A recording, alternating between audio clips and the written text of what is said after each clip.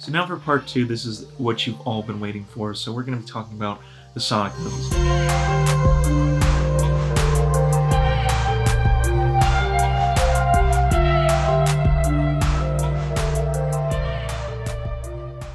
So Sonic is a 2020 movie, came out this year. It's had a lot of internet talk and it's had a very tumultuous kind of creation. It's had this very rocky production and a lot of controversy kind of served up with it. And a lot of it really stems from this sort of animation fiasco. So the film was supposed to come out a lot earlier, but what we sort of saw was when they released the trailer, it was instant backlash. And to be honest, this was over the design of Sonic, and it was not good. It was awful. It was freaky. It did not look like Sonic. It looked too realistic. It looked like an animal more so than a cartoon character.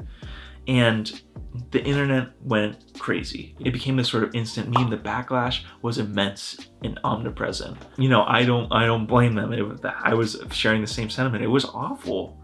And it just did not look like Sonic. I mean, besides the fact that he was blue. And this drove the studios to have to go back and actually redo the animation with the new design. And before we go any further, I just want to address that this is messed up on the studio's part, because they basically forced the animation studio that was working on this film to work overtime to get this done for a new release date, which was Valentine's Day, February 14th. I want to give a shout out to every single animator that worked on this. The studio has since been closed, but what we sort of see is this is very much a problem with the modern industry with a lot of these animation companies, is sort of they have to underbid in order to get gigs from these big major studios. So you see films that are making millions of dollars, the animation studio is receiving so little that they're closing down. These animators had to work overtime in order to get this film done for this new release, in order to change the character. And so it was a really big deal. So shouts out to them. It wasn't okay that what they had to go through under this tight deadline. That was a really big controversy. And this also sort of came at a time where I felt like there was a lot of controversy going on with animation. A big thing I'm thinking about is the live action recreation of Aladdin. So we see with the live action recreation of Aladdin, a lot of people were making fun of, blue Will Smith. They were making fun of Genie Will Smith because he just looked really strange, off-putting, and ridiculous. This also stems at the same time we see with Cats, where they have to re-release a new DCP because, the animation is not complete yet. When it was released in theaters, they had to send out almost like a day one patch to address the animation, and everyone's freaked out by the artistic choices that were present in Cats. So this sort of comes at a time where CGI animation is under this immense scrutiny for these sort of character designs. So, the studio really addressed it and had to go forward and make those animators work, unrealistic hours.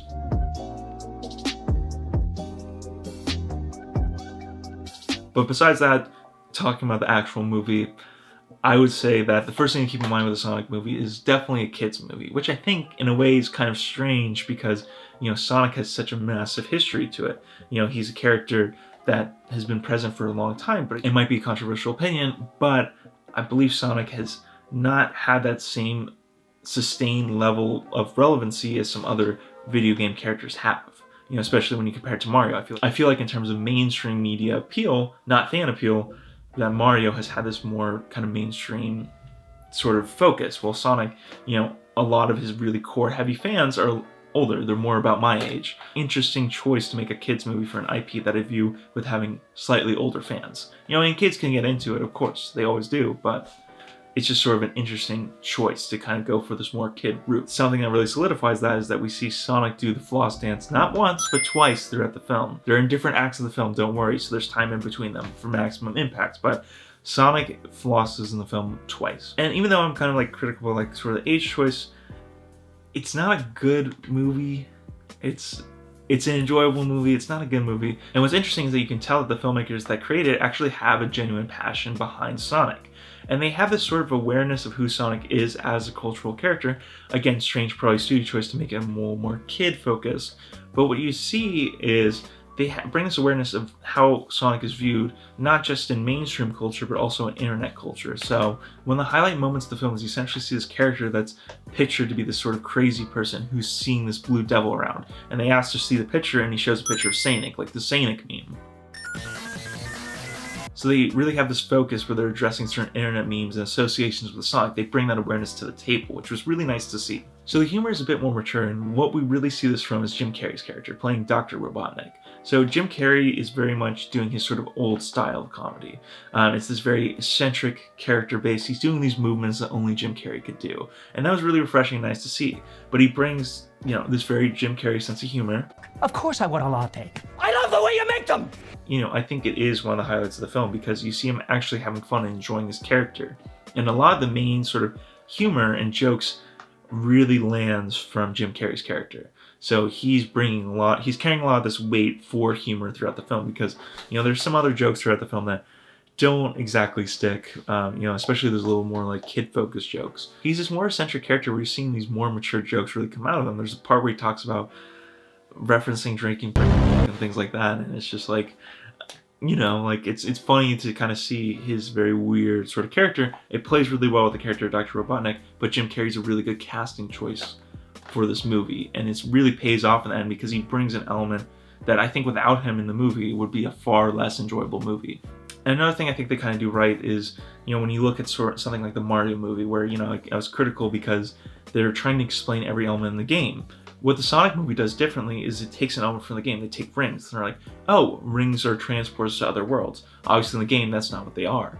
But what they do is they take an element from the game, they give it a different explanation / purpose for the movie, and so it's contained to that movie world. So instead of trying to explain what rings are and all this sort of stuff, in this movie, in this purpose, they're really just being like, hey, this is what they are in this movie, it's contained to this world. So it is a far more effective than trying to be like, hey, here's an element from the video game, let me explain in depth why this is this way. It's not needed. In a Sonic movie, it's a short explanation that's contained to the movie itself. It's enjoyable.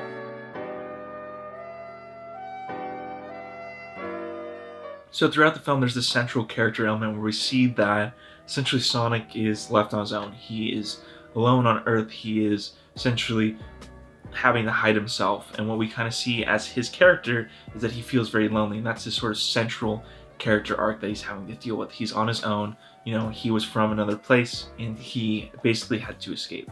We see he has this sort of this owl mother that protects him, and then she's killed in the film, and so he has to escape to Earth. So no one can know his presence, so he basically has to hide himself. And this is a really nice sentiment, but it doesn't exactly land properly, and I think for a more mature audience that's watching it, it doesn't really work. You understand the sentiment behind it, but it just doesn't exactly land. Maybe for someone younger it might be more impactful because it's just kind of that general, I'm lonely, I feel different sort of sentiment, which, is present in a lot of kids' movies. It's nice that they try to do that, but it just doesn't work in this film. And to go along with that, the writing is not very perfect in this film, to put it lightly. What we see is that they put a lot of elements in the film that sort of bypass logic for the sake of convenience. A lot of these situations that the character is in, he's just, he's basically a cop who finds Sonic and chooses to protect him versus giving him up to the government / Dr. Robotnik. He's basically put on the FBI's most wanted list, and he just goes up and goes to someone and says, like, I'm a police officer in San Francisco. He's in a very busy city. People would recognize him, and obviously they're not trying to be as critical or to that point. They overlook that for the sake of convenience of the film. There's another moment where essentially Dr. Robotnik steals a quill, a strand of Sonic. Sonic in the movie has this sort of ability where he's able to move so fast that he essentially freezes time. And these are cool little segments. I think they're entertaining. They bring a fun element to the film. They're really cool visually wise. What we sort of see is that he's able to freeze time, and he essentially is able to mess with things. So there's this part where they're in a bar fight. I know, weird. But what he essentially does is he freezes time, messes with everything, and then in 1 second, everyone falls down, the bar fight's over. So we see this element throughout the film. Essentially, what Dr. Robotnik does is he takes a quill from Sonic, and this gives him the same speed ability. And if you're thinking logically, he puts in a ship and he's able to move as fast as Sonic. It's cool, but, obviously the ship would be moving that speed, not Dr. Robotnik. He wouldn't understand. If you think anything logically about this movie, it doesn't work. But, they market it very much as trying to be a kid's movie. That's their approach. They savor that convenience element over anything else.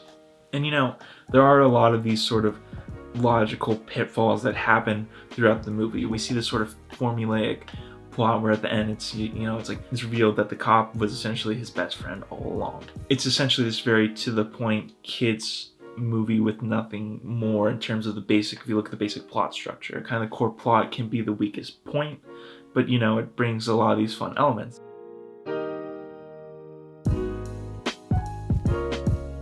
I would say because of a lot of the choices they made, you can tell they care. They capture the spirit of Sonic, they have these more deep-cut Sonic references, they reference internet culture, they have some, they have Jim Carrey doing this more mature humor throughout. I would say it feels like a very fresh movie. It's by no means a good movie, but I would say it's a net positive experience. It's not going to be an amazing experience, but you will gain more than you lose by going to see it. And it's nice to see a video game movie kind of take that direction versus, obviously there's some elements of this sort of like big studio meddling and all that sort of stuff, but it's nice to see a movie that's more fun for the sake of the IP and the character versus having to try to reinvent and put in all these new things to try to appease a larger market. So, it falls to some of those pitfalls, but overall it does feel like a very fresh experience. So if you liked it, please leave a like. Comment below what movies you think I should talk about next or subjects. And if you really loved it, please drop a subscription. I'm going to be creating more of these, so check it out.